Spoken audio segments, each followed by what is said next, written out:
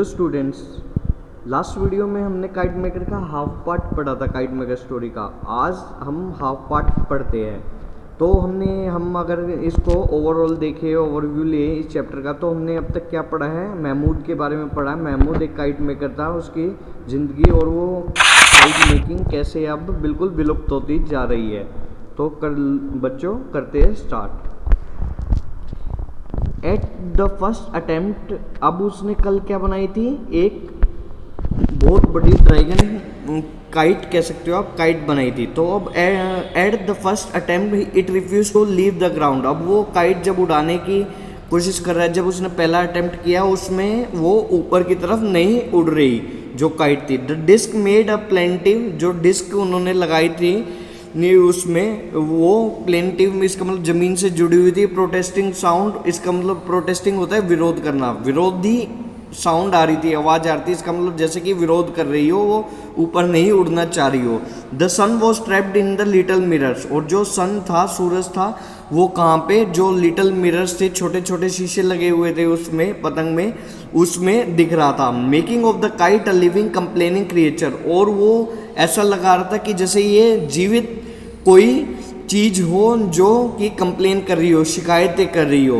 पतंग जीवित लग रही थी उस वक्त। Then the wind came from the right direction, एकदम विंड आती है राइट डायरेक्शन में। The dragon kite soared in the sky, और एकदम वो आकाश में उड़ जाती है। Wriggling its way higher, wriggling होता है ऊपर नीचे वे मूवमेंट करना बहुत ही जल्दी। वे हायर एंड हायर, वो एकदम ऊपर जाती गई गोते खाती हुई पतंग। The sun still glinting in its devil's eye, devil का मतलब होता है राक्षस की, राक्षस भरी आई की तरह उसकी पतंग की चमक रही थी, जिसमें कि जो उसकी आइस की तरह चमक रहा था। जो उसके शीशे लगे हुए थे ऊपर की तरफ पतंग में, वो उसमें सूरज दिख के वो चमक रहा था। ग्लिंट होता है चमकना बेटा। When it went very high, जब वो बहुत ऊपर पहुंच गई, it pulled fiercely on the twine, उसको बहुत ही जोर का वो जोर लगा रही थी। भयंकर, फियर्सली का मतलब होता है भयंकर, भयंकर तरह से उसको पकड़ना पड़ रहा था जो ट्विन था, इसका मतलब धागा था। Mahmood young sons had to help him with the reel, जो उसका छोटा सन था, बेटा था, उसको किस में हेल्प करनी पड़ रही थी? रील पकड़ने में, जो डोरा पीछे पकड़ी हुई थी। Still the kite pulled and determined to be free, फिर भी काइट जो थी एकदम खींच रही थी, एंड डिटरमाइंड टू फ्री, और अपने आप को क्या कॉन्सेंट्रेट किस पे कर रही थी? अपने आप को आजाद करने में। टू ब्रेक लॉज, जो लॉज का मतलब यहाँ पे धागा को तोड़ने के लिए। To leave the life of its own, और अपनी जिंदगी अपने आप में जीने के लिए वो फ्री होना चाहती थी और डोर को तोड़ना चाहती थी। And eventually it did so, और एकदम ये हो भी गया। द ट्वाइन स्नैप्ड, जो थी डोरा थी वो टूट गई। The kite lived away towards the sun, और जो काइट थी वो आकाश की तरफ, सन की तरफ, सूर्य की तरफ तैरती हुई। सेलिंग ऑन हेवनवर्ड, इसका मतलब स्वर्ग की तरफ वो तैरती हुई चली गई। अब until it was lost to view, और जब तक उसका व्यू कि लॉस्ट ना हो गया। It was never found again and Mahmud wondered afterward if he made too vivid, कि वो बाद में कभी भी नहीं मिली। और कि महमूद क्या सोचता था बाद में कि ये कितनी डिफरेंट थी टू लिविंग, और कितनी जिंदा दिली थी, a thing of the great kite. He did not make another like it, और उसने एक और वैसी सी काइट नहीं बनानी। Instead he presented to the nawab, और इसके अलावा उसने क्या नवाब को इसकी जगह पे एक म्यूजिकल काइट दी। डेट मेड अ साउंड, जो क्या बनाती थी? आवाज बनाती थी जब उड़ती थी। लाइक अ वायलिन, जैसे वायलिन आवाज करता है। When it rose into air, जब आकाश में उड़ती थी वो वायलिन की तरह आवाज करती थी। Those were more leisurely more spacious day, leisure मतलब होता है बच्चों फुर्सत, वो फुर्सत भरे दिन थे और बहुत ही आज़ादी भरे दिन थे। But the nawab had died years ago, but the nawab जो था वो मर चुका है, बहुत साल हो गए, और उनके जो डिसेंडेंट थे, वंशज थे, वो भी गरीब थे जितना कि महमूद था।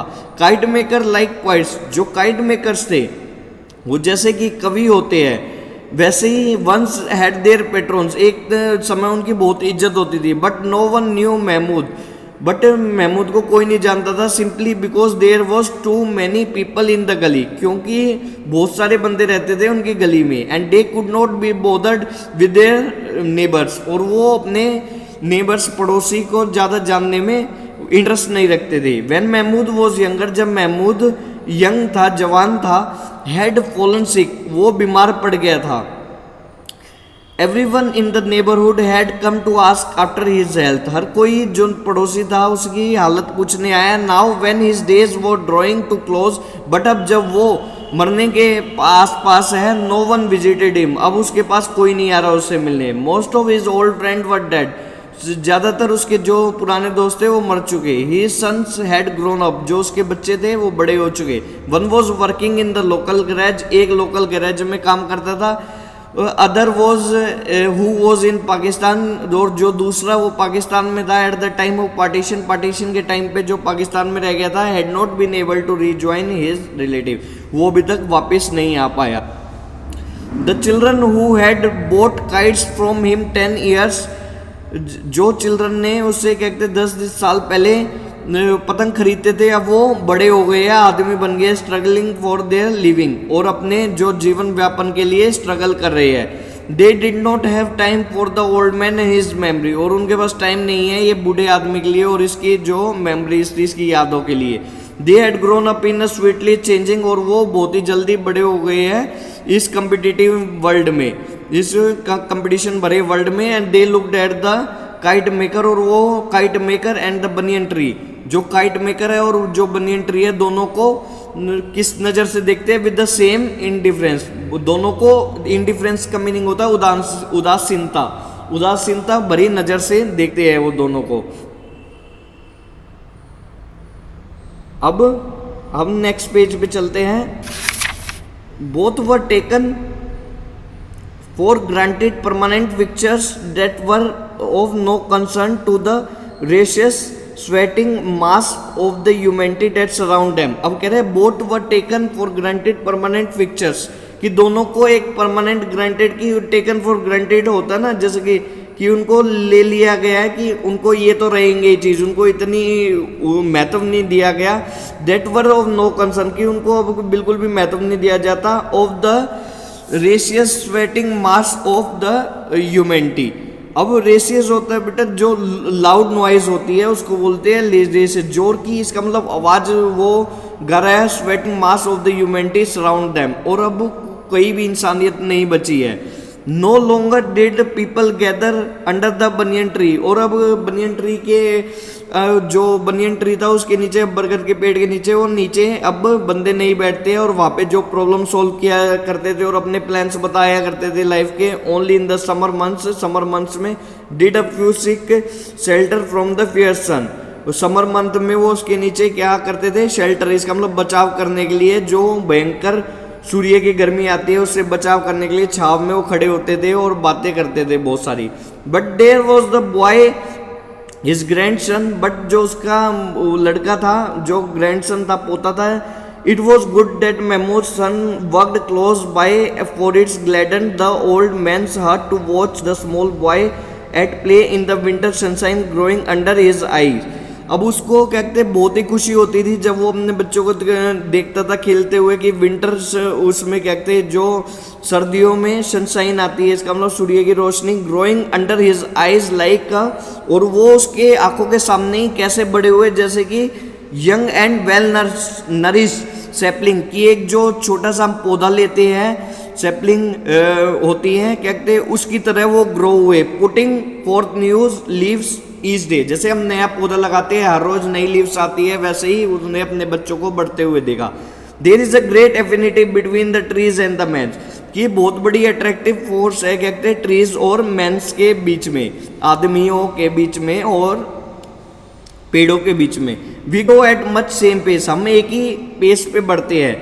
If we are not hurt, अगर वो कि पेड़ पौधों को हम हर्ट ना करें, स्टार्व्ड, इसका मतलब भूखा ना रखे या उनको काटे ना, तो बिल्कुल सेम गति पे बढ़ते हैं। In our youth we are resplendent creature, resplendent होता है बेटा अट्रैक्टिव या इम्प्रेसिव कलर की वजह से। वो कह रहा है कि जब हम यूथ थे, क्योंकि जो यूथ होता है, पेड़ होता है, रेस्प्लेंट होता है बच्चों, अट्रैक्टिव या impressive due to colour, colourful होने की वजह से वो अट्रैक्टिव लगना। तो हम भी चेयरफुल से होते हैं बहुत ही यंग एज में, बूढ़े होते जाते हैं, ढलते जाते हैं, कलर भी ढलता जाता है, ऐसे ही ट्री के साथ होता है, इसलिए उन्होंने इसको ऐसा बोला है राइटर ने।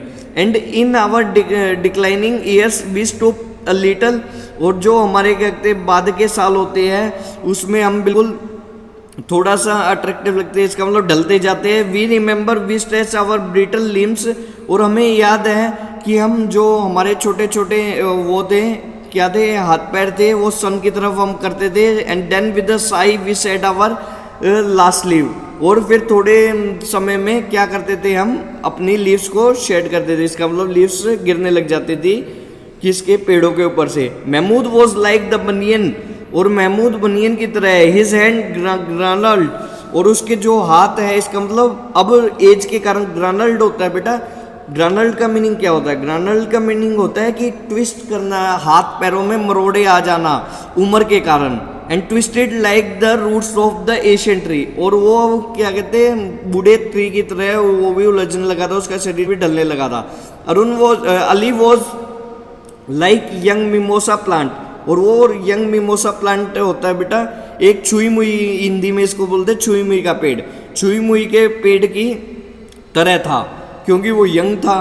Planted at the end of the courtyard, जो कोर्टयार्ड के एंड में लगा हुआ था। इन 2 years both he and the tree would acquire the same strength and the same confidence of their early youth, और उनको दोनों में सेम ताकत आई और सेम की दूसरों को सामना करने का कॉन्फिडेंस आया। The voice in the street grew fainter, जो गलियों में आवाजें आती थी अब वो ढल सी गई है कई। And Mahmood wondered if he was going to fall asleep, और महमूद को लग रहा है वो सोने वाला है। And dream as he so often did, और वो जो जैसे हमेशा सपने लेता था वैसे ही अब सपने ले। Of a kite so beautiful and powerful, और एक किसके पतंग का सपना ले जो बहुत सुंदर और बहुत शक्तिशाली है। इट वुड रिसेंबल, और वो किस की तरह लगती है? The white bird, the great white bird, जो सफेद रंग का बहुत बड़ा बर्ड होता है उसका नाम क्या होता है? हिंदूज में बोलते हैं गरुड़ा, विष्णु जी का वाहक भी बोलते हैं। स्टेड का मतलब होता है वाहक, उसे विष्णु जी का वाहक भी बोलते हैं हम। He would like to make a wonderful new kite for the little Ali, वो अपने अली के लिए एक बहुत ही अच्छी काइट बनाना चाहता था। He had nothing else to leave for the boys, और उसके पास इसके अलावा बच्चे के लिए छोड़ने के लिए कुछ भी नहीं था।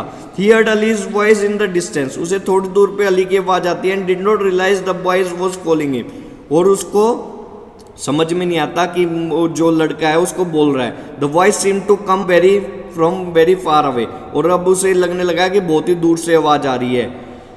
The Ali was at the courtyard door, Ali courtyard door पे था। Asking if the mother had as yet return from the bazaar, कि वो पूछ रहा था बाजार से मम्मी आ चुकी है। When the Mahmood did not answer, जब महमूद ने कोई आंसर न दिया। The boy came forward repeating the question, और वो सेम ही प्रश्न को रिपीट करते हुए आगे बढ़ने लगा। The sunlight was slanting across the old man's head, जो थी कहते सूर्य की रोशनी आ रही थी वो उसके सर से हटती जा रही थी। And a small white butterfly rested on his flowing beard, और एक सफेद कलर की बटरफ्लाई उसके जो उसकी दाढ़ी थी उस पर रेस्ट कर रही थी। महमूद वॉज साइलेंट, बिल्कुल चुप था। When Ali put his brown hand on the old man shoulder, जब उसने ये अली ने कि उसके कंधे पे हाथ रखा। He met with no response, उसने कोई जवाब नहीं दिया। द बॉय हर्ड अ फेंट sound like rubbing of marble in his pocket, उसे थोड़ी सी आवाज़ सुनाई दी, जैसे कि थोड़ी धीमी आवाज़ सुनाई दी जैसे कि मार्बल्स को पत्थर को रगड़ते हुए आती है उसकी पॉकेट में। सडनली अफ्रेड, एकदम वो डरा। Ali turn and move to the door, एकदम दरवाजे की तरफ गया वो मुड़ के। And then run down the street and shouting for his mother, और गली में गया भाग के और मम्मी के लिए चिल्लाने लगा। The butterfly left the old man's beard, जो बटरफ्लाई थी तितली थी वो उसकी दाढ़ी से उड़ गई। Flew to the mimosa, mimosa के ट्री पे फिर से चली गई। And sudden gust of the wind, और एकदम झोंका आया एक हवा का। कोट द टोन काइट, और जो फटी हुई पतंग थी लिफ्टेड इन द एयर, उसको उड़ाया वहां से। And carrying it far away from above the struggling city into the blind blue sky, और जो बनियन ट्री पे वो पतंग थी अटकी हुई थी उसको जो स्ट्रगल भरी सिटी थी, इसका मतलब शहर था इतने विविधता भरा, उससे दूर ले गई बहुत ही दूर अंधकार ब्लू स्काई में। तो अब हमने ये चैप्टर कंप्लीट कर लिया है। इस चैप्टर में हमने क्या पढ़ा है? ये चैप्टर का नाम था काइट मेकर। इसमें पढ़ा है हमने काइट मेकिंग के बारे में पढ़ा है, काइट मेकिंग के एक काइट मेकर की लाइफ के बारे में।